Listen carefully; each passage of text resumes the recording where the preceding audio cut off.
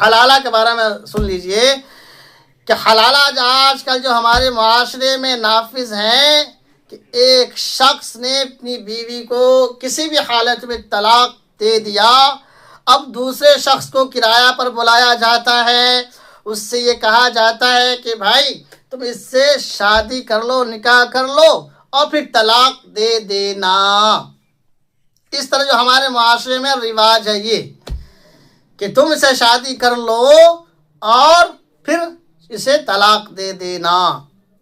یہ جائز نہیں ہے، یہ حرام کاری ہے، یاد رکھ لیجئے۔ اسلام میں یہ صورت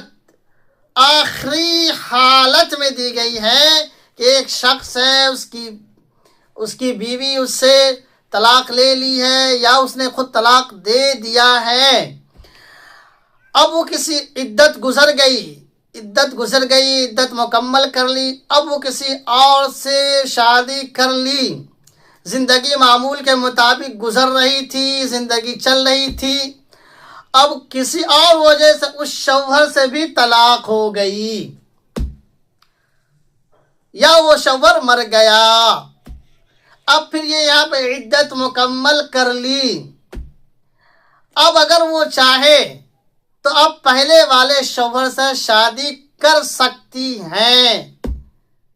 یہ حلالہ کی یہ صورت اسلام میں بتلائی گئی ہے، اس طرح جائز ہے اگر ایسا کرتا ہے تو، لیکن یاد رکھیں یہ بھی ناپسندیدہ ہے۔ اور جو رواج ہیں سو ہم اور آپ جانتے ہیں، یہ اسلام کا استہزاء ہو رہا ہے، اس سے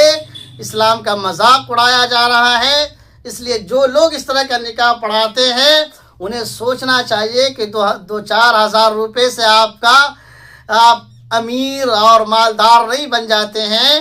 آپ بالکل 2-4 کی طرح انکار کر دیجئے کہ میں بھائی اس طرح کا نکاح نہیں پڑھاؤں گا۔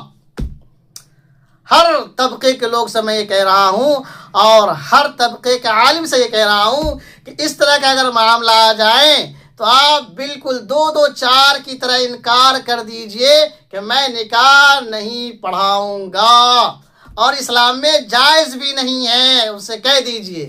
کہ اگر آپ ایسا کر رہے ہیں تو حرام کے مرتکب ہو رہے ہیں، آپ انہیں یہ بھی بتلا دیجئے۔ اللہ تبارک و تعالی ہمیں اور آپ کو کہنے سننے سے زیادہ عمل کی توفیق نصیب فرمائے۔